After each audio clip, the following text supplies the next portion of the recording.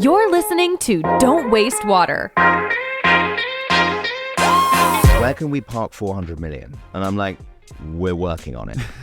It's not really kind of Silicon Valley gospel in the venture industry to go around investing in plumbing companies. We want to be the first check, eventually the first check that the smartest entrepreneurs in the world who are starting from the very start of their idea. We want to meet them the day after they decide to commit to the company and be a funding partner all the way through that evolution. That's like the mission of BIV, is to find, fund and support the best entrepreneurs in the world. Hello, bonjour, and welcome to the Don't Waste Water podcast. If you want to be smart, first avoid doing dumb things. At least I felt like I had an unfair advantage in terms of being able to understand what dumb looks like. What is a bad idea in water? It's a quote on our website from Charlie Munger, is that everybody's trying to be brilliant. I'm just trying to not be idiotic, but it's harder than most people think. I'm your host, Antoine Walter, and in today's episode, I'm delighted to welcome Tom Ferguson as my guest. Like, seed stage investing in water has historically been pretty difficult. There's a wonderful quote from Steve Close, who's been a mentor and advisor and friend and for ages. Water remains a pretty productive place to lose money.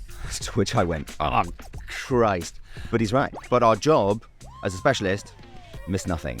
We have to see everything that is created in the world to make sure that we really understand. We're just not allowed to miss things. Tom is the founder and managing partner at Burnt Island Ventures. If you're a better entrepreneur, you select better pain points, you understand the value proposition deeper, you really understand products, you understand how to get it into the market, you can outpace those 12 to 16 years by years. You can cut that in half, more than half, judging by some of the data that we're seeing. All of the stuff that goes wrong within company building happens in the gap between the actual reality of the situation and the perceived reality of the situation. All the bad stuff happens in that gap. In terms of the valuation thing, I almost can't overstate the degree to which it is not and should not be important for me. So we need markups and people need to be on the way up. It's like great, but nothing is set until the liquidity event happens. One of the major LPs in the venture business calls it the moolah in the cooler. Burnt Island Ventures finds, funds and supports the best water entrepreneurs in the world. Are you accusing me of being a cheat? In August 2019, Brian Iverson, the founder of Chimbra Capital, wrote an article titled "Why Venture Capital is Failing in Water," with the following key arguments for that said failure. First, water is difficult and conservative. As a result, exits that would enable an investor to multiply his initial bet by 5 to 10 can't exist repeatedly, the logical consequence of which being that water technology venture investing is a bad idea, that funds pouring money into water technology are wrong, that investors shall rather aim for later funding rounds and private equity, and so on and so on. I'll link you to the article in the description. It's well written and I'm pretty sure it served Chimbra Capital well, but I would personally side with Tom Ferguson when he explains that Brian Iverson is missing a key parameter in his equation, what Tom calls his unfair advantage. Let me take a cooking analogy to outline it. Baking a soufflé is difficult. If you've never taken any cooking classes, you might once make a great one. But as you won't know what made this one a success, you'll have a hard time reproducing it, and it might turn out to be a waste of flour, butter, eggs, milk, and cheese. On the other hand, if you know the precise quantities it takes, the exact way to prepare the ingredients, and the ideal temperature and time it should stay in the oven, you won't have a perfect soufflé all the time, but it will repeatedly work out great. That's Tom's unfair advantage. A bit like Kim Baker, Gaëtan Suzne or Scott Bryan you've heard on that microphone through the seasons, his time spent developing early-stage entrepreneurs in a water accelerator and the leading at that, Imagine H2O, has enabled him to shape and develop a sixth sense as to what it takes an entrepreneur to have optimized chances at a moonshot in the demanding field of water tech. Is it a guarantee of success? No. But from some of the recent milestones reached by some of the stars in Burnt Island Ventures portfolio, such as Svitterco and their $33 million Series A, or Clarity and their $16 million Series A, we can give Tom the credit that his team seems on track with their vision and investment thesis. In today's conversation, you'll get key insights into the water venture world in general and Burnt Island Ventures investment thesis in particular. You'll know when to follow your gut instinct as an investor, what patterns to look for in companies and entrepreneurs, the importance of founder market fit, the 4 key strengths of better entrepreneurs, but also portfolio building, diversity in technology, business models, customer pain points, and of course, getting to know Tom and his path better. I had a blast recording this episode with Tom at the Brooklyn Botanic Garden. You'll hear the typical New York sirens in the back from time to time. Sorry for that, but I'm sure you'll enjoy it as much as I did. If you do, please take this episode and share it with a colleague, a friend, your boss, or your team. Make sure to subscribe to this podcast. Then, if you'd wish to hear even more from Tom, I'd recommend you also subscribe to The Fundamental Molecule, the podcast he started last November. I loved episode 5 with Wayne Barn, and I'll meet you on the other side. Sorry to interrupt again. This short history to tell you that this could be your ad if we were to team up and become partners. Get your brand in front of an audience in 146 countries with the US, UK, and Canada as the top 3 by the numbers, on a podcast channel that's been repeatedly sustainability number 1 in Israel, Singapore, and the Baltics, in the top 10 in France and the Nordics, and almost continuously in the top 50 in the US, UK, or Australia. Want to explore partnership options? Then reach out to Antoine at dww.show. The link is in the description, and onto the podcast. Hi Tom, welcome to the show. It's really, really nice to be here. I'm a big fan. Me as well. So it's an encounter between fans. Great. We are in the Brooklyn Botanic Garden, which leads me to a very simple first question.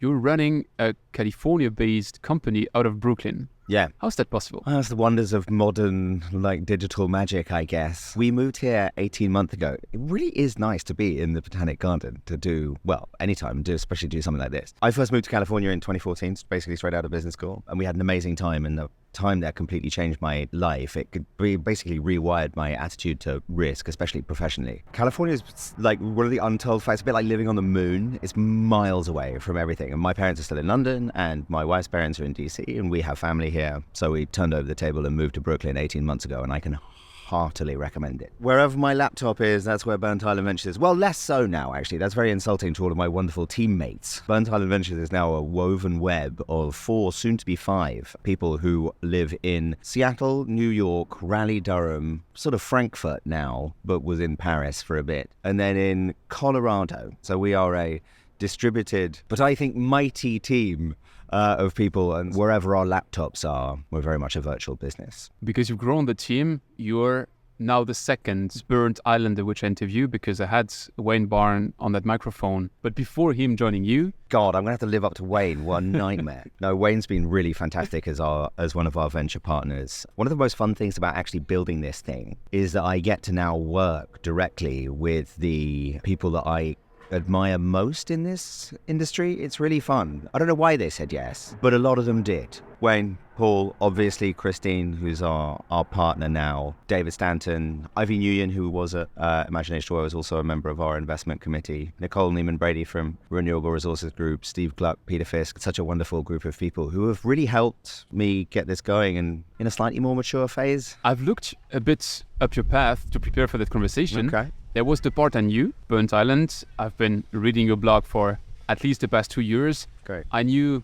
about your Imagine H2O story. I've had Scott Bryan on that microphone. We discussed it a bit. Great stuff. I didn't know that there was an important step before, which is you are the one who wrote the first CDP report. Yeah. I just did a piece on the last CDP report, which just showed the $2.3 trillion opportunity in water. I'm betting that by next year, the next CDP report will say there's a $3 trillion opportunity in water. It was the story of the very first ones. It's kind of dumb luck, I guess. I sort of choose that word very carefully. I was even more useless then than I am now, and I was working for the really exceptional consultancy ERM, and I was the cheapest person in the building when they took on a pro bono piece of work for the Carbon Disclosure Project. A friend of mine marched up to me with a zip drive and said, "Here you go, write a report out of this." And so I spent 3 months with the data and strategies of 150 of the global 300, and then very much in the land of the blind kind of situation, I knew more about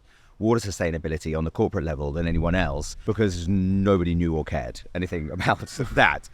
And it was difficult, right? Because it was 2008, people were putting themselves back together as businesses. They weren't thinking about their water footprint. I very consciously chose sustainability at the beginning of my career, but I thought water was super interesting because it was a juxtaposition of so obviously totally vital and totally overlooked. And I thought there was a really interesting kind of juxtaposition there that I filed away for the next, 5 years until I re-specialized in 2015. You then moved on to work for Imagine H2O. You've built the programming there. I'm going to take like 2,000 million shortcuts. Great. In your investment thesis at Burnham Venture, you define how what you've built over the years at Imagine H2O kind of created a special sauce. And now that's me adding that. You got frustrated because Imagine H2O doesn't invest in companies. They have this zero equity approach. And you said, I want to go that extra mile, hence Burnham Ventures. You're baiting me. I wouldn't characterize it as frustrated. I had a really wonderful experience at Imagine H2O, and I am deeply, profoundly grateful that I was able to have the time and space to get to truly diminished marginal surprises. In terms of the job that I do, it's really, really important to have a high end, to have seen a lot of companies, because then you develop this muscle memory of what you're looking for, what the red flags are, what are the characteristics. And actually, people always say don't invest with your gut, but your gut is actually really important because your gut is the synthesis of all of the stuff that you've learned. It's an instinctual reaction to what you're seeing in terms of the pattern recognition. And Imagine H2O afforded me the opportunity to do that, work with ridiculously smart people, all of whom were much, much better than me, to try a whole bunch of things. I don't want to sound like an idiot saying this, but it taught me the importance of service. We didn't have many reasons for really smart people to come and join our program, right? We weren't enticing them with the check. We weren't, do whatever it is. What we did have was the beginnings of a track record and a brand when I turned up. I cheated, right? There was 5 years of amazing work from Scott and Tamin and all of the team that came before me. So to fast forward to the end of it, the genesis of Burn Tiling came from a very honest entrepreneurial place. I saw a value proposition that needed to be provided to a set of customers, a seed fund that could make a difference in the trajectory and lives of an increasingly able group of entrepreneurs. And I felt that because of my experience at Imagine H2O, that I had an unfair advantage in terms of being able to go and build that organization to provide that value proposition to that set of customers. And I thought that the unfair insights and information that I had as a result of the work at Imagine H2O would build a pretty credible case to a bunch of people who look to invest in people like me, who don't know anything about water, which is basically all of them. When you mention unfair advantage, at what stage does it characterize the most? Is it in your selection process of the right companies to sit in, or is it then in the later stages? Well, like everything else, I'm a huge fan of the mathematical principle of inversion, which is that I think that especially in water venture, and I have a feeling we're going to get into this, it's a little bit like the Hippocratic principle, which is first do no harm. Like if you want to be smart, first avoid doing dumb things. Being close to the sector and understanding a lot, and it comes back to this idea of diminishing marginal surprises, right? Is that at least I felt like I had an unfair advantage, again, that idea, an unfair advantage in terms of being able to understand what dumb looks like. What is a bad idea in water? And we both know like 100 million different examples of what this might look like. It's a quote on our website from Charlie Munger, is that everybody's trying to be brilliant. I'm just trying to not be idiotic, but it's harder than most people think. Good things happen when you really first avoid the landmines, and then hopefully you can put brilliant on top of it. There's another great quote about investing from a guy called Richard Oldfield. It's literally the title of his book. It's simple, but not easy. What we're looking for is a sort of a set of characteristics amongst the companies that they're sort of taking care of the downside risk from a whole bunch of different characteristics, which again we can kind of get into. But when you see that little sprinkle of potential like upside magic, or some way of they've identified a mechanism by which they have a credible story about how they will be able to grow fast enough to justify like what I need, which is basically a 10-year kind of hold period to become a really, really big company. It's very, very exciting when you see it. But again, like the intellectual architecture of it came from a whole bunch of different sources, but it was all through that experience at Imagine H2O. And it's really just what we've tried to enact and build upon as we've taken it out into the for-profit, money on the line, money where your mouth is kind of stuff that we're hopefully doing reasonably well now. You mentioned seed fund. Yeah. Another way would be to say venture investors? Well, I mean, venture investors are of all stripes. I mean, the best way of understanding it is that the sort of passage of funding through a company's life cycle, the nomenclature is basically angel, which is first check, let's go and start the dream. Friends and family. Exactly, friends and family, yeah. Pre-seed, which is the sort of the first small kind of equity round where there's a small fire burning and it's putting another little twigs on it. Then there's the seed stuff, which is still very early, usually pre-revenue. And then Series A, which was, the reason it's called Series A is it was the first round of financing. And then BCD, which is all the growth stuff. But it's all venture investing. We have a slightly higher risk factor, though I would argue that the way in which we appraise companies reduces that significantly. That's the whole point of due diligence. But the angel's the most risky, highest potential returns because your entry valuation is so low. When you're doing Series C, which is growth venture investing, everything's basically sort of baked. You're just trying to get in like relatively de-risked money into something that is growing so fast that even very high valuations look cheap in retrospect. So like the Googles of the world. That's not our game. It may become so one day, depending on what happens to the field of startups in water. But yeah, I classify it all as venture investing. It's riskier than some people might like. So seed and Series A, that's your playground. Pre-seed, seed, Series A. We want to be the first check, eventually the first check that the smartest entrepreneurs in the world who are starting from the very start of their idea. We want to meet them the day after they decide to commit to the company and be a funding partner all the way through that evolution. That's like the mission of BIV, is to find, fund and support the best entrepreneurs in the world. You mentioned 10-year hold, so that's your horizon. I'm not the biggest specialist there is, but sounds like slightly longer than traditional venture. Is that true? Yeah, especially in Europe. In Europe, they tend to be a little bit more kind of impatient. I think one of the nice things about doing this in the US is that people are used to 10-year timeframes. Technically, ours is 8, but there's sort of 2-year extensions that are at my behest. We can extend it further than that if we want to hold on for positions that are growing or like for whatever reason it would be, but that's part of the oversight of what's called an LP advisory committee. And so we can extend it longer, but 10 years is about right. It gives you enough time to, especially for water, it gives you enough time to get in early in a company that can then figure itself out,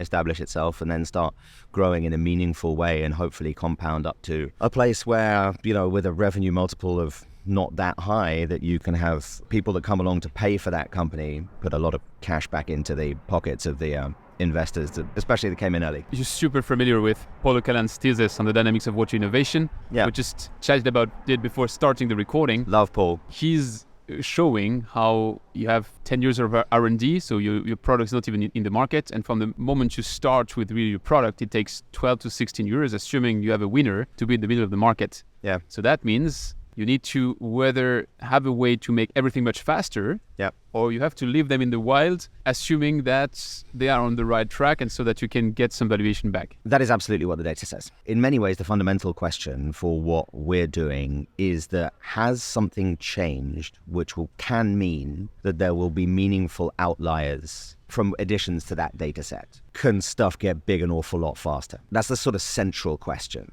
And it comes down to timing. A lot of what we're doing is that like seed stage investing in water has historically been pretty difficult. There's a wonderful quote from Steve Close, who's been a mentor and advisor and friend and for ages. Water remains a pretty productive place to lose money.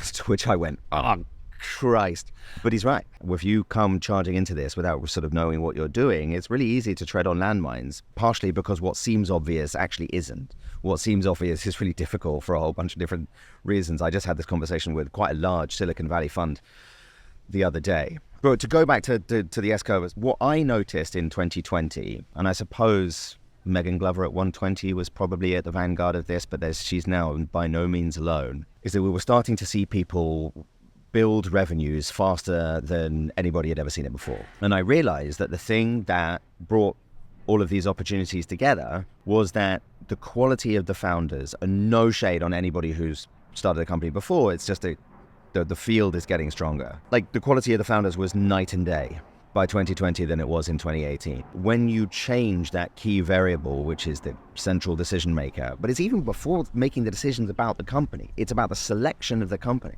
It's about the identification of the pain point, an understanding of the value proposition that needs to be provided to solve that pain point, and then an understanding of the product that needs to be built to deliver that value proposition. Those 3 elements, if you're a better entrepreneur, you select better pain points, you understand the value proposition deeper, you really understand products, you understand how to get it into the market, you can outpace those 12 to 16 years by years. You can cut that in half, more than half, judging by some of the data that we're seeing. The quality of the founder is a key variable in whether or not there's going to be adoption, whether or not there are going to be returns, whether or not these companies are going to grow fast. So you need a consistent way to identify outliers and to bet on the outliers. Yeah, essentially. I think you need to have a consistent mode of appraisal. Part of that is the person an outlier? Do they have some kind of inherent advantage of what they're trying to do? Do they think about this in a way that I agree with, that in terms of all of the companies that I've seen, that they are as good as we have ever seen? in terms of the way in which they're structuring their thought process. Because we don't have evidence, right? We're investing so early. The job is not to judge whether or not they have product market fit.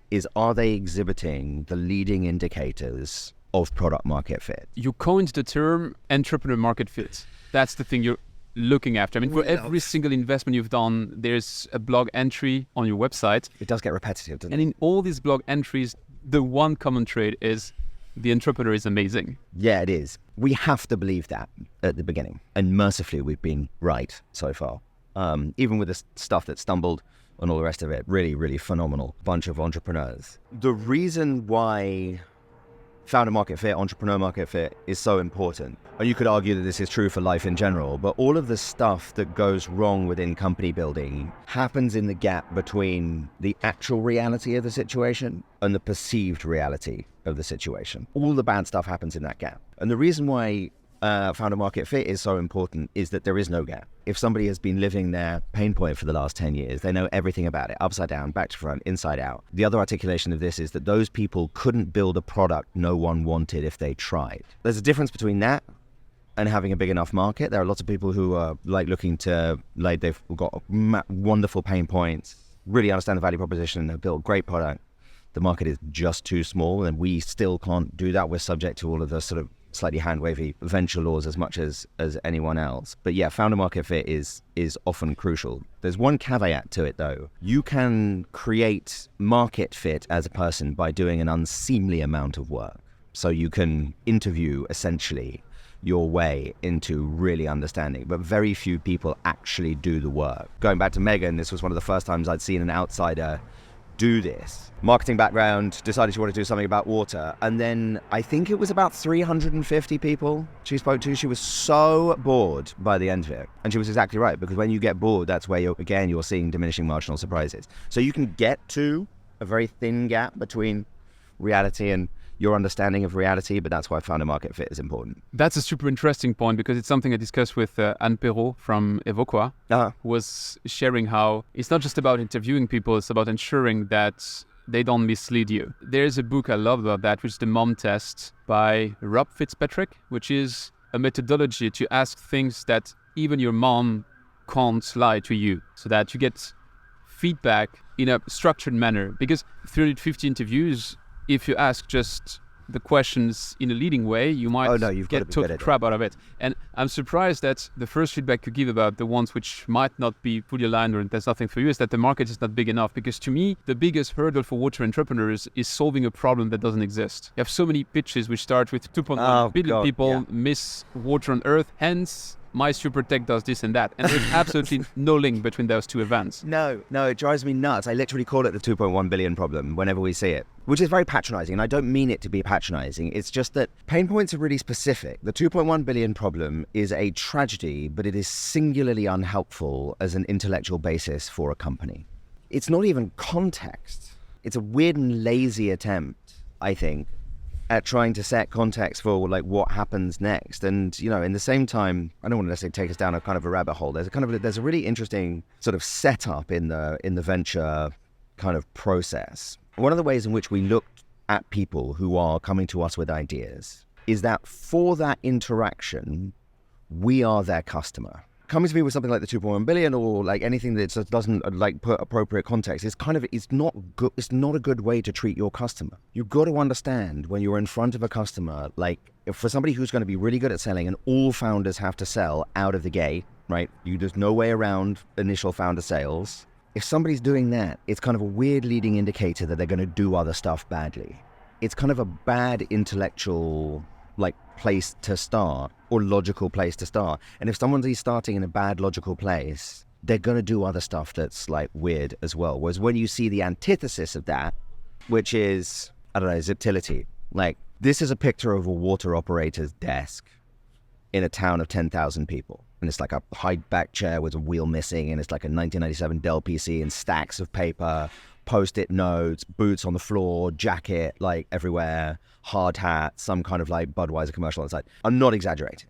Somebody starts there, I'm you've told me a bunch of really important things. Firstly, you told me that you really understand your customer. Or at least I'm interested in how well you yeah. understand your customer. Secondly, you understand tourist storytelling because you're giving me a world in which to situate all the rest of the information that's going to come after it. And then I'm thinking, well, that's really helpful for me. It's also, when you're selling this to people, you're not going to start with a picture of their office because they know their office, but I can have confidence that you're going to start in the right place when you're telling that story to them. That's what's rare. And just going back to the 2.1 billion thing again, it's a piece of feedback we always give people whenever we see it, which is if you feel the need with other investors as well, but like just be careful because you know that we're a water investor. You really shouldn't be starting in that place. You need to assume that we are already there. I will steal your 2.1 billion problem because I was knowing it as the 1% of China fallacy, which is there's a market for it because if 1% of China takes it, it's okay, I'm good enough. It's the same thing here. It's like 2.1 billion. It's the same thing. It's the same thing, yeah. That we call if we just capture 1% of the market problem. Again, it's at best lazy. What you want to see in terms of the overall opportunity is somebody who's actually sat back and thought, what is actually an opportunity? Like an opportunity is like the interaction between the overall potential, and you've got to be very careful about what you choose as the overall potential. I actually busted one of our companies doing this the other day. They were like, the entire construction market is like $4 trillion. And I'm like, are we sure we're using that as a reference point?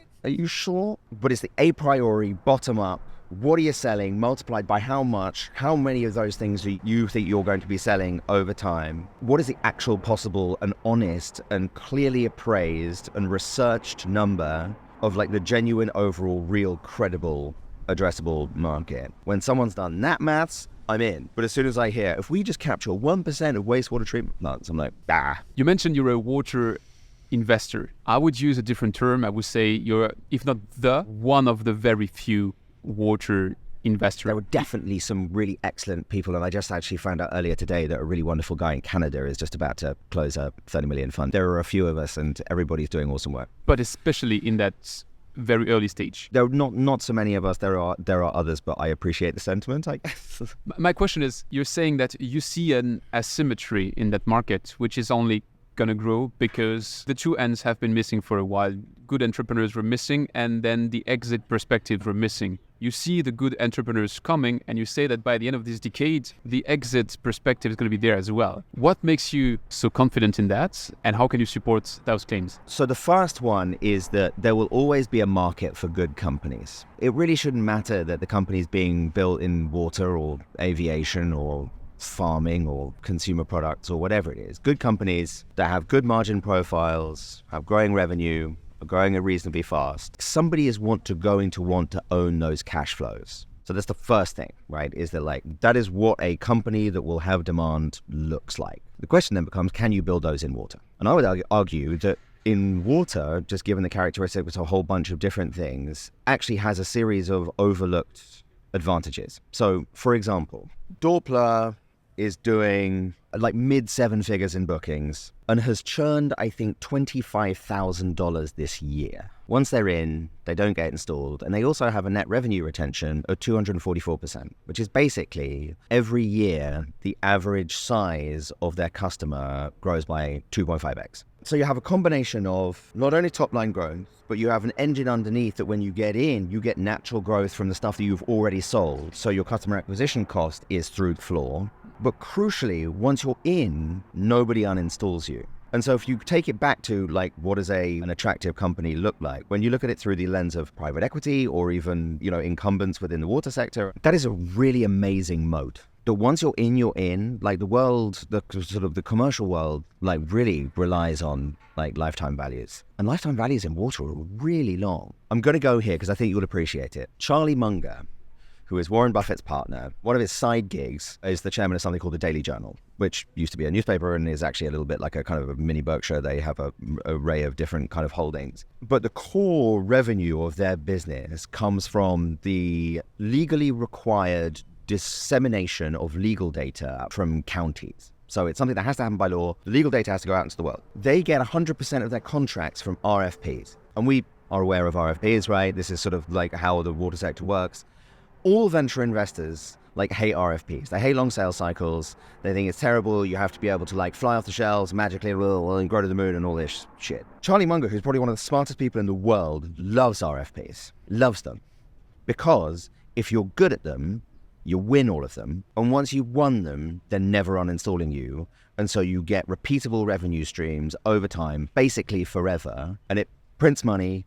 Like your customer acquisition cost is amortized over years and years and years and years and years of cash flows. So your unit economics on the way in are amazing. The stuff that is chosen as a reason why water is crap is actually really easy to put on its head and say, if you can do it, if you can get through that morass, what you've built is an amazing set of advantages for a business. So going to the exit idea, there is a world in which you can build great businesses kind of within water. It's just a question of can you grow fast enough to be able to get an exit, a liquidity event that justifies the price you paid for those shares. In terms of the exit market, if you believe that there will always be a demand for good companies, that there are characteristics of water businesses that are actually really, really, really attractive, that there's already $1 trillion of CapEx and OpEx. And so whether it's the current incumbents / strategics, whether more and more high quality companies with very deep balance sheets are going to get more and more interested in water, everyone from Siemens coming back in, Schneider Electric, Mitsubishi, whatever it would be.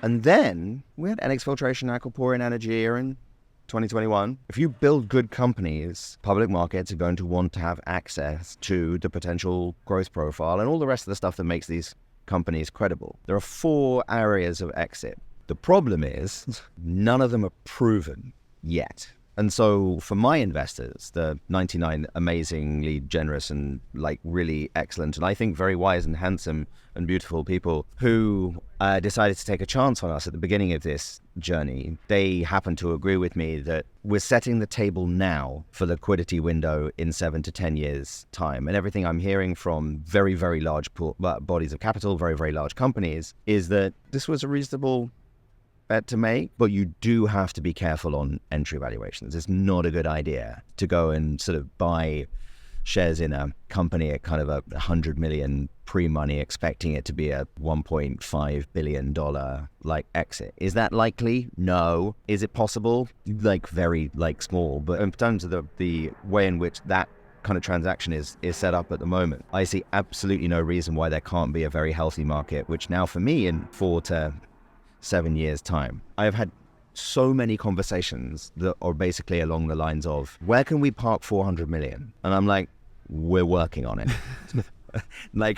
Not many places at the moment, but I think they're coming. I think that was the conclusion of Christopher Gasson at the end of this year's Global Water Summit, that from his experience, it was the first time in history that the investment flow in water was decorrelated from the global economic trend. The global economic trend is slowing down, investments are slowing down, not in water. Mm-hmm. So that goes along your... Well, Chris is a very smart guy. No, I think he's right. One of the weird things to consider though, this is time frames. Everybody's sort of, are you worried about interest rates and kind of the, economy cooling down and everything going sideways? Absolutely not. It's great that this is happening now. It's not great it's happening now because there are real people's livelihoods at risk and all that stuff. I don't mean to be flip, but I would much rather it happen now than in on a liquidity window. So the time when we're really looking for these companies to exit. So actually it happening now is kind of a good thing, but also, we can't get sort of tied up with macro stuff. One of your routes for exit IPO has... Wouldn't that be nice? You mentioned the cool kids,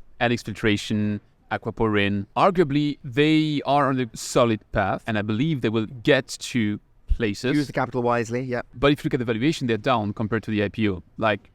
Considerably down, and you have then even stronger outliers like Liquidity, who's almost flat when it was Nasdaq's darling when they rang the bell 2 or 3 years ago. Uh-huh. I guess it's not about name and shaming those companies at all. No. But my point is they could be also just breaking things, which kind of then disproves one of the exit paths which you envision being mature by 7 or 10 years. It's possible. How do you mitigate that? Which is why it's really important that when we're talking about the 4 exit pathways, we're like, look, IPOs are possible. Who knows? But it's not off the table. Whereas previously, I think the assumption was that, when you were looking at this in 2016 or whatever, and somebody brought up the idea of a water company IPOing, it wouldn't, no. Right. We've moved on to the point where it's on the list. Are things happening where stock tickers are going in different positions, but like both, I mean, just to take, NX Filtration and Aquaporin, they both, when you're that early, you're still building the business underneath you. That's not necessarily written. If the performance is there, if the margin profile is there, people will want exposure to it. And then there's also, just as a kind of an aside, it's a very interesting phenomenon within the market. So for whatever, the spin out of Veralto, there's kind of built-in demand for it. People who want allocation to an index are going to put something of that size in that index, which automatically puts demand not only kind of at the IPO, but also as people are adding more money to the water indices, there's a natural tailwind like to that stock, and it still has to perform, but people are going to want more public market exposure to water. Anyway, there's a whole kind of bunch of stuff over there, but you're absolutely right, and it's an astute point that like things going badly in the public markets is not good for me, because I need to be able to go and point to things that are like, look, liquidity pathway go good, like, this is something that we want to go and kind of do. I always come back to, are there going to be options on the tables for really, really strong companies? The answer is yes. The job is to build really, really strong companies. Then you have to get strategic about the exits and build the relationships 2 years ahead of time, all that kind of stuff. But the job doesn't change.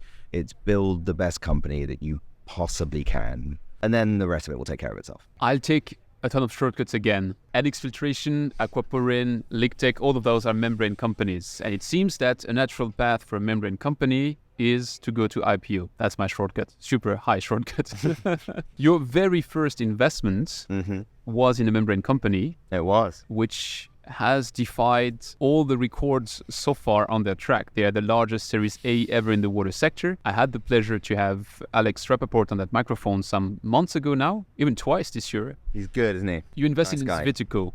Yes. What I'm interested in is, first, how do you pick them? And second, in that record-breaking Series A, is that for you an achievement, a risk because you need to invest along the new investors, just an anecdote and doesn't really matter because you're still in, and as long as you don't exit, doesn't matter? How's that for you? It's a really good question, and I don't say that lightly. We're sort of playing for time. I'll do the second one first. Alex got he ran a really fantastic process. There was some feedback from a really, really major fund that has been invested in some epochal companies. These are people who are not messing around. Their feedback on Alex was basically, where the hell did you dig up this guy? Alex is really good. And the company's really good as well. In terms of the valuation thing, I almost can't overstate the degree to which it is not and should not be important for me. So we need markups, and people need to be on the way up. It's like great, but nothing is set until the liquidity event happens. One of the major LPs in the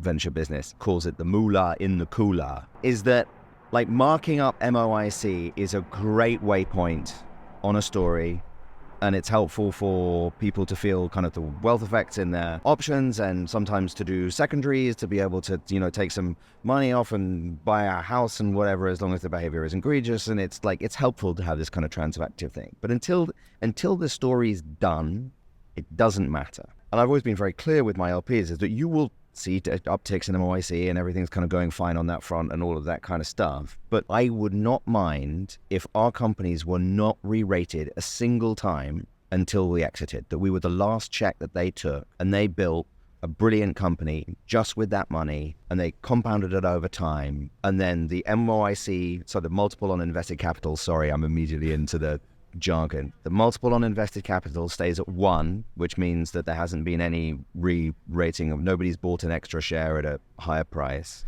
And then the overall outcome being 36 or whatever. And there's nothing that happens on my kind of reporting to my investors like in between, because it means that we still own the percentage of the company that we did before, because as you add capital onto companies, you get diluted, and that's like fine. That's just, well, it is what happens. I wouldn't say I'm necessarily a superstitious person, but I'm a big believer that nothing is baked until it's baked. And so, like, from a certain point of view, what, Alex is right through running a really excellent investment process, and he's taken on some really wonderful capital providers in the process, which will be very, very helpful to the process of building that company. But it's also a lot of promises. With all of these, with rounds that go very well, comes pressure. And Alex is very well equipped to deal with that pressure. He's got really, really fantastic overall process, which is a nice segue, magically, to the first part of your question.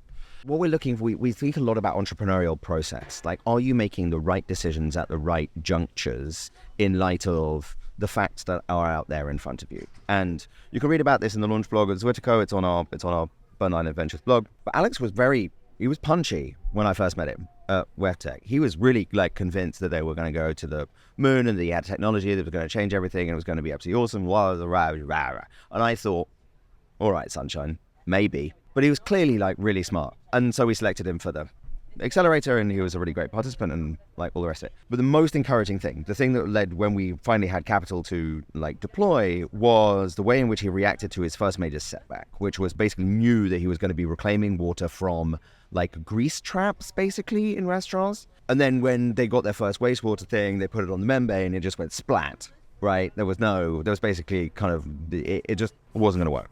And rather than panic and go to the first sort of possible kind of clutchy, like any life vest or whatever, which is what most entrepreneurs would do, he just stopped. He was like, we need to run a process. We need to get ourselves a lot of different wastewater. And we need to understand where this thing works. Because he realized that in terms of the entrepreneurial opportunity, it's really dangerous starting with a product, because you're then looking for the application of the product rather than responding to the pain point. He stopped. They ran, I think, 270 or something wastewaters from 86 different sources. And they identified the 2 that they were going to start in, and then the 4 that they were going to move into next, and then the 7 that came after. And it was so illustrative of the importance of running a structured process, because he just solved a whole bunch of problems. He was like, that's kind of my market map. Like, that's my market sequence. And if he hadn't done that, and he hadn't been like, I'm just going to do a project for XYZ and because you're like feeling the kind of pain of failure. And it's a really difficult thing to do. And that he did that was a super important like leading indicator of a whole bunch of other behaviors that he has exhibited since, which is great. The last thing I will say is that like the performance of the membrane at the benchtop was so striking that it was basically a binary thing. It was in 6 days before we invested, the data on their first like field use was going to be in, and if it was good, the company was going to jump in price considerably. And so we decided that the likelihood of that happening was high enough for the expected value to like really work for us to do an expedited first close, and me to get very bossy with all of my LPs to be able to ship this check, well, not only to Zwitico, but also to a variety of other people.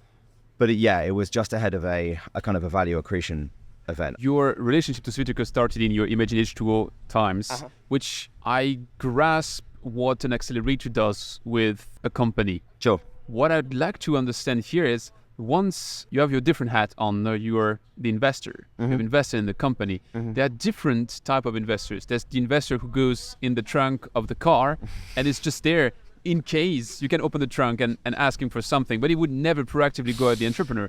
And then you have the one which are really holding the steering wheel together with the entrepreneur. Where would you put yourself, and what's a best practice for you? Well, it's never holding the steering wheel. Like, what you have to do when you're getting to know a company is you have to get yourself to a position of trust about the marginal decision that the founder is going to make.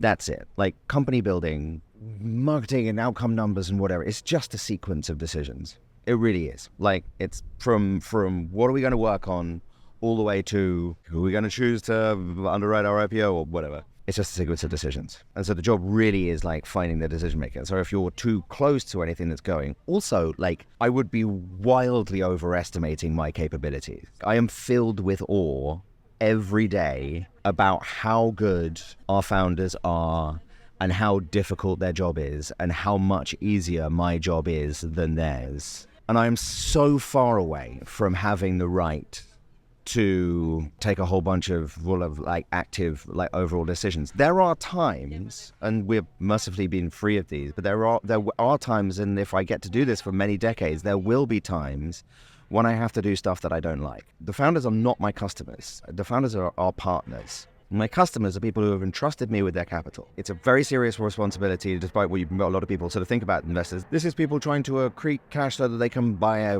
kid their first home, or like being able to make sure that they are like set up for retirement. This is stuff that they want to be able to, even if they've got a lot of money, they want to be able to go and give it away to like all sorts of really important like charities. There are responsibilities to the capital of our investors, and it's a legal responsibility. The fiduciary duty that I have to my investors is to be a good steward of that capital. Sometimes that will involve finding someone else to drive the bus. Sometimes it will be, look, we actually think that this isn't working. This won't always be our call. It'll never just be our call. This will always be something that happens at the board level. There'll be time for everybody just to close this down. Let's give the remaining company, clear all of our debts, have an orderly shutdown. We gave it a good shot. We're done. It's not always going to be sunlight and rainbows, and it's super important that founders understand what's getting in. I'm going to be as helpful as I possibly can, but especially if I'm responsible to my LPs, and then if I'm on a board, I'm responsible to all of the shareholders on that cap table, including the people who work for that company.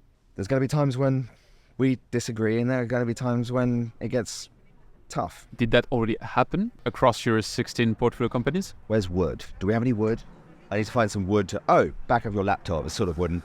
No, it hasn't. And mercifully, it's not on the radar, but it's part of the deal. On how many of the 16 boards do you sit? We are on the boards of 4 and observers to an additional 4.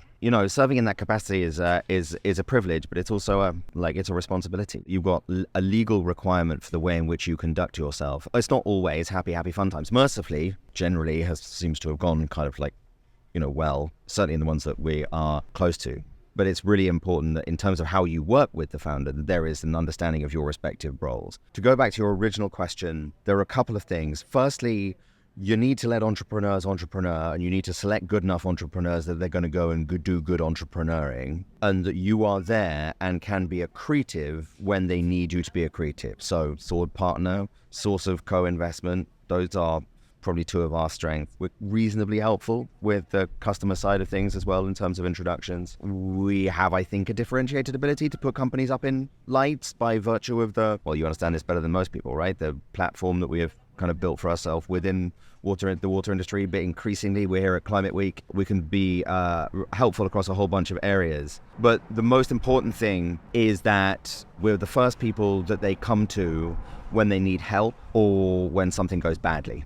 We cannot ever put a price on bad news. Is it welcome? No, but you can never put a price on it.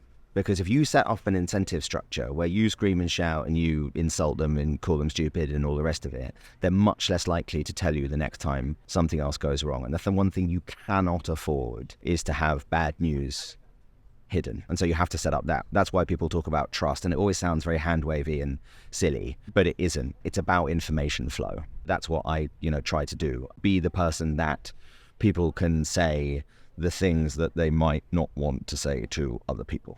And they'll never be able to see a price for doing that. I swiftly mentioned your 16 companies you're invested in as of now, unless there's a new one which I missed. Nope, we're good. What I'm interested in is the way you build that portfolio, because we mentioned Svitoko. The next ones, if I take them chronologically, Svitoko was the first one, then Ziptility, then Storm Sensor, Doppler, which you mentioned as well. All of those are down your alley. It's what I would have expected from Burnt Island Ventures, and it makes a ton of sense. Not that the others don't, but sure. The next one is a bit more surprising to me, which is Enline Energy. Sure. I mean, it's in the name. It's an energy company. Yeah. Are you accusing me of being a cheat? No, I'm kidding. You're asking, how does this cuckoo fit in the nest? Yeah. Yeah. With an investment thesis, which is we will be investing in water, not like all the others which do all that bunch of stuff. We do water. And then you have an energy company. Yeah. So, I sometimes think about whether or not we probably shouldn't say this, but whether or not we sort of got away with this one, I guess. But actually the answer is, I think, perfectly justifiable, and obviously I justified it to my LPs. One of the things that's really interesting about Enline that very few people know is that they're the best small hydro team in the United States. They actually, within that company, they still run a hydro team. So they're doing a huge amount of work on small dams, especially in California, for the Bureau of Reclamation, and it provides baseload revenue to the parent company, which actually creates a really interesting structured kind of option for us, which is that Enline could wash its face doing that as a company all day long and maybe get bought out by a consultancy at some stage and whatever, and it would be a perfectly serviceable outcome for it. And so it's definitely a water company in that way, right? In that they're spending a lot of time fixing dams and, upgrading equipment and all of that stuff. But they've put on top of this second revenue line, which is derived from steam, basically. And steam is water. But really what we're sort of getting to is the water energy nexus, right? Is that the inextricability of water and energy, and by extension, water and emissions. One of the things that we're trying to sort of figure out is that how comfortable should we be being in like carbon direct removal? It's squarely in the water energy nexus. And I think that steam is, to a really weird extent, the way in which the economy still runs. The way in which Costco's are heated, to the manufacturing of pharmaceuticals, to lumber, to universities, to buildings of all stripes. Everybody still uses boilers. The point is the steam, because it's a radically efficient way of conveying heat, and it fits in that way.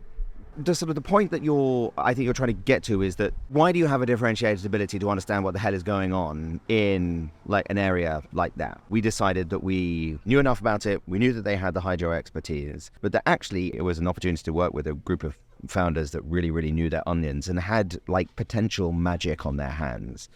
Their moat is physics. Their turbine that uses excess steam to run backwards operates at up to 78% efficiency, which is extraordinary. It's very, very difficult to engineer anything that size. It's deeply unsexy, which is a moat in and of itself, and their economics are pretty spectacular. Let me take you to another outlier, because that was unsexy, engineering intensive, more long sales cycle. Yeah. Now you have the absolute opposite to that. Certainly do. Which is Spout. Yeah. Which is the atmospheric tabletop generation. Yeah. It's live on Kickstarter right now, if I'm not mistaken. They may have released it. I didn't realize they had. Bad investor. But yeah, Tyler and Ruben are doing a really good job. Atmospheric water generation is VC's darling. It makes me laugh when I see these numbers, which is like how much has been invested in water VC over the past 3-4 years, and everybody sees, it's growing slightly. But what's the component? Now you take source out of that. Yeah, things get smaller. And all of a sudden, it gets much smaller. Atmospheric water generation, all cool. But atmospheric water generation, especially when it's tabletop, is here to disrupt bottled water. Whatever will disrupt bottled water, I'm super happy with it. Yeah. So you have my support for that. But bottled water itself is here to disrupt utility water. So now if you're backing the company which disrupts bottled water, which itself disrupts utility, so you're in a double disruption game to the rest of your portfolio. Isn't that a stretch? Where I would disagree with you, I think we are, ideal world, absolutely with you, right? That utilities would provide water. And there was a time actually where like Spout were doing a little bit of like communication where it was sort of, I mean, it wasn't explicitly, but the TLDR was like, should we trust the water coming out of our tap? And I was really clearly like, no, you don't need to do this.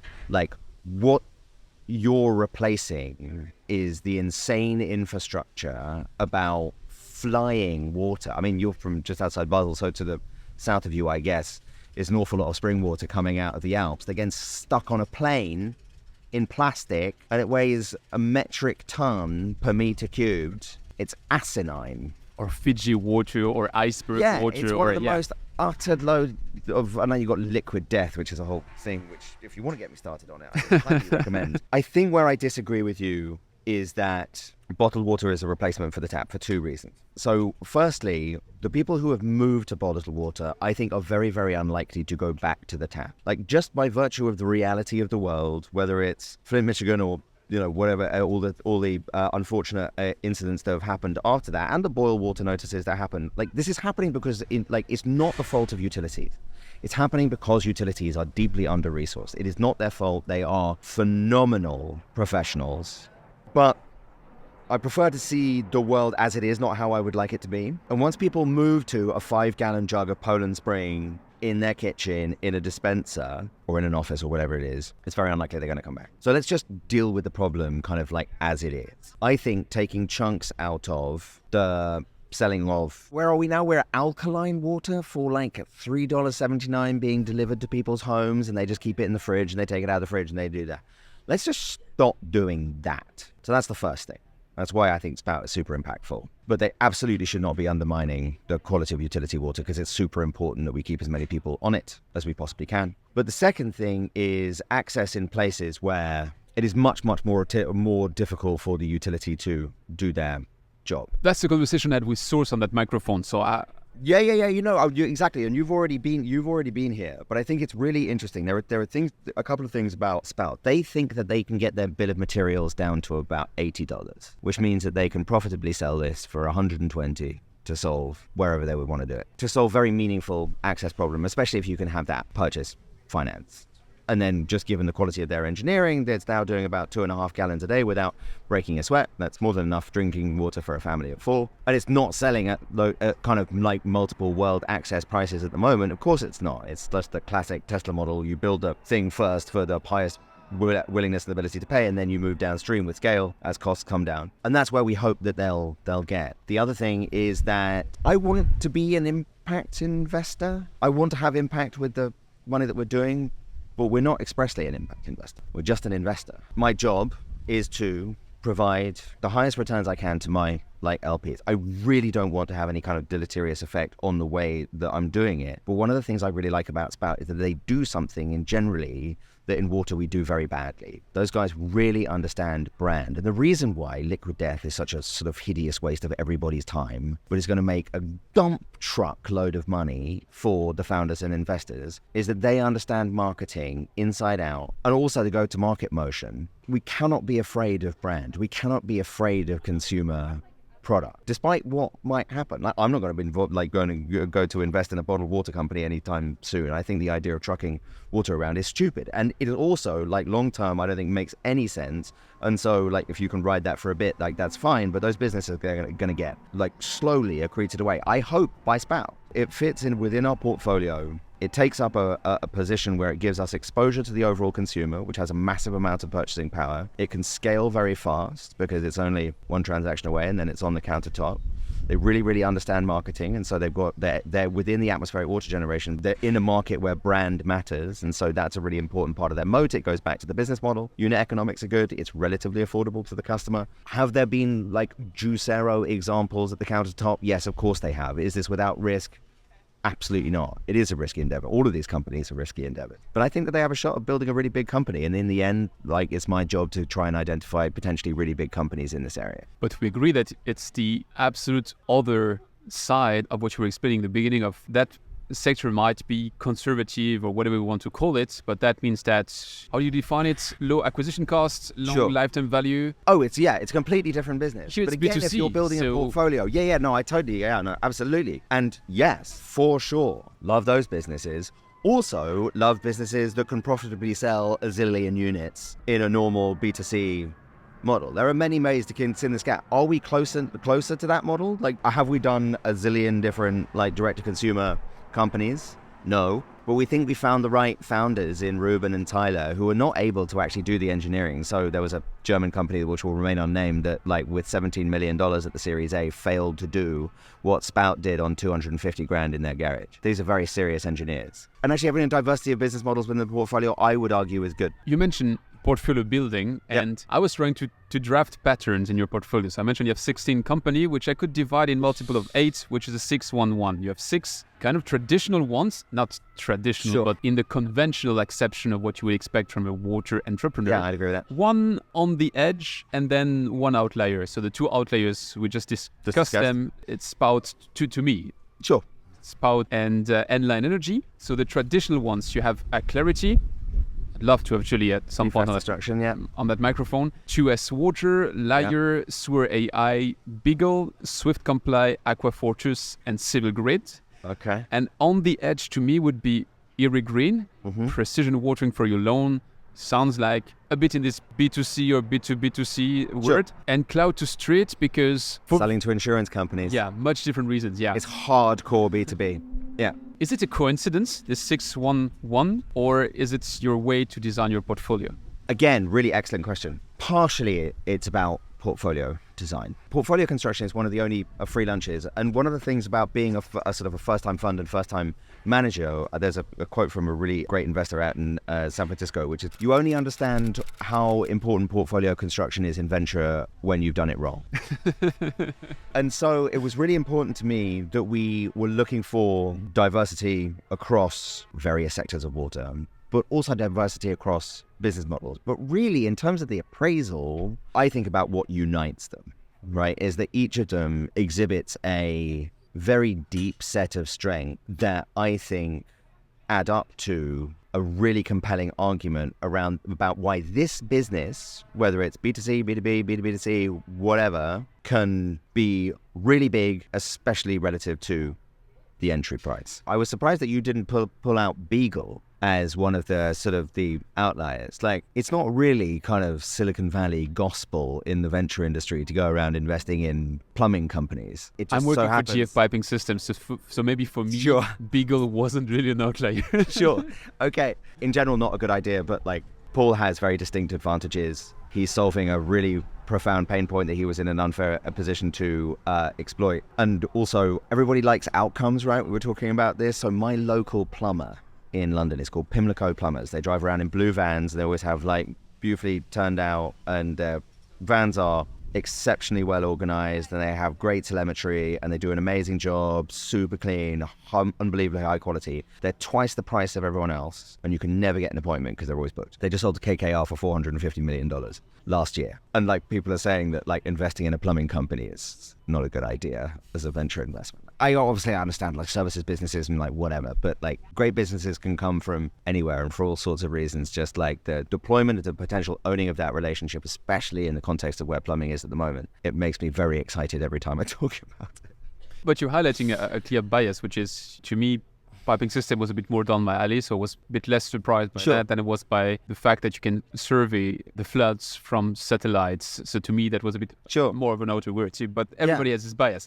I think the best way to think about our overall decisions and how they look together is that we have an 18-section due diligence. Well, our overall due diligence is a lot longer than that, and that's when you really have to go into the legals and details and all the rest of it. But the initial appraisal, 18 sections, 4 to 6 sub-questions per section. Is that your famous checklist? Of prompts. Yeah, this is the checklist. And when someone runs the table, but it's not like, is this B2B SaaS? It's the encapsulation of all of the things that over the last 8 years of specializing in, I guess 13 years of being kind of in and around water, is the distillation with the input from tons of different people that I used to work with, currently work with, I'm about to work with. It's the encapsulation of what we think is important to look for as the leading indicators of the outcome. CloudStreet runs that list, SwiftComply runs that list, Irrigreen runs that list, Beagle does, all of it. Like, it can be relatively agnostic, but while also taking into account the esoteria of the water sector. One other thing I will say in terms of something like Spout. Spout's very difficult.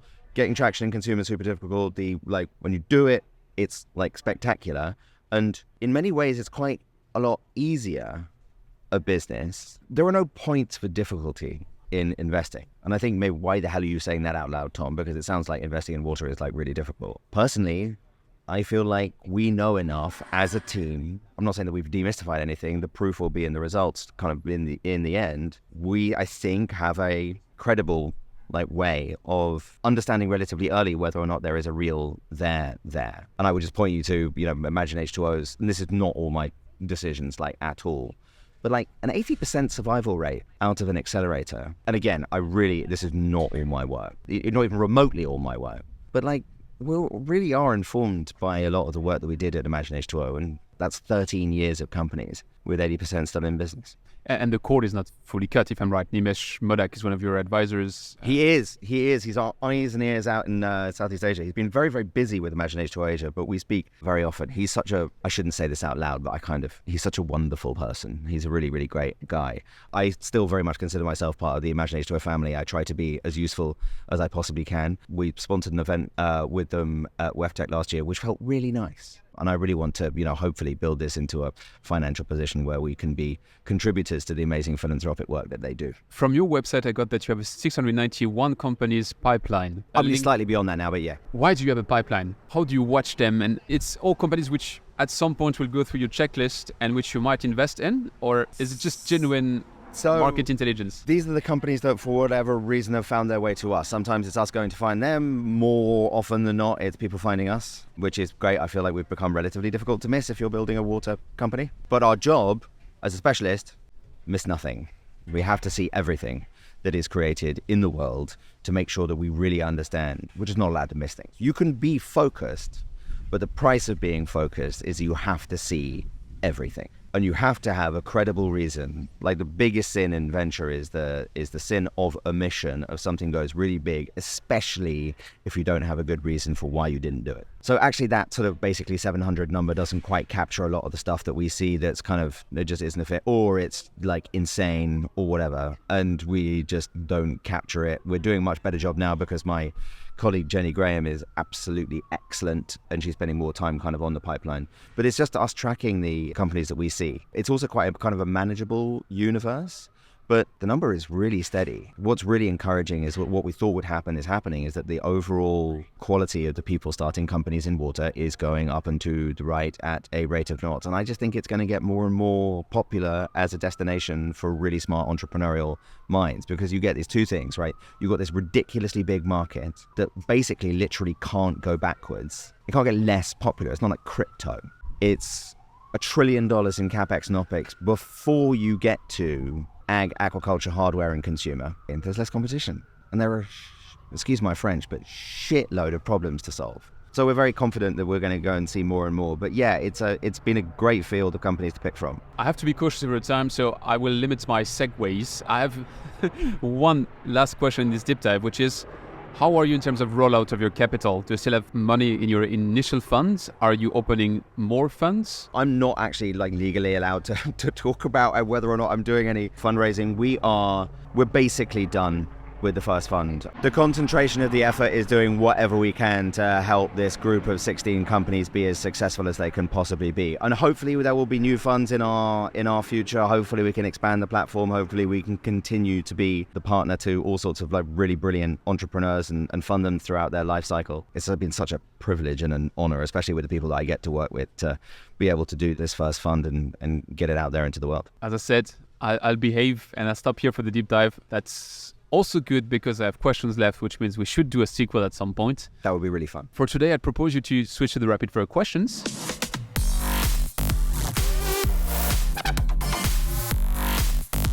It's time for the rapid fire questions. What is the most exciting project you've been working on and why? I think it's the creation of the BIV platform. Like the work of being useful to founders is never done. And it's a really fascinating intellectual exercise to be able to build an entity that can make a meaningful difference in the progress and growth of companies that are as potentially impactful and meaningful as the ones that we back. Can you name one thing that you've learned the hard way? Oh my God, I feel like I complain about the process of acquiring experience all the time. Information flows are really important. And if you get them wrong, bad stuff can happen. Do you have a concrete example? No. Okay. Is there something you're doing today in your job that you will not be doing in 10 years? I probably won't be doing as much administration as I'm doing. So the team will be... Yeah. What is the trend to watch out for in the water sector? Well, I think it's the most powerful one, which is just the secular tailwinds that are just making this into a more and more obvious commercial opportunity. Whether you're a small company, big company, mid-sized company, like you're an entrepreneur looking for place to go and solve things, where you're looking to something to work. Like the most important trend is that this is a behemoth that is going one way, upwards, and there is nothing that anybody can do to stop it. And last question, if I instantly became your assistant so you can delegate something to me, what is the number one thing you delegate? I never said I would do it. God, it's so boring. I like the admin again. I'm just really lucky. I really like my job and I like all sort of parts of it. But there's some nuts and bolts stuff that I have to do at the moment, which would be really helpful if I didn't have to do. And if you have someone to recommend me that I should definitely invite on that microphone as soon as possible, who would it be? Well, you've got Julie Mullen from Clarity is a good one. Yeah, she would be great. John Bertrand at Doppler is really good. Any of our founders are really, really great. I don't know whether you've already spoken to Peter Fisk, and I think you'd be a really, really good interview of Gary White. I'm doing a session with him in about a week. I think he's the best entrepreneur possibly ever, and Water.org is a spectacular organization. I've been trying. Yeah. Well, we'll see if we'll see if we can make that happen. Tom, it's been a pleasure. Thanks a lot. And I hope to have a sequel with you at some point. Yeah, fantastic. I really appreciate it. It's been a lot of fun. Thank you. Cheers. Thanks for listening to Don't Waste Water. This podcast was brought to you by GF Piping Systems. Loved this episode? Head over to Apple Podcasts to subscribe, rate, and leave a review. See you next time.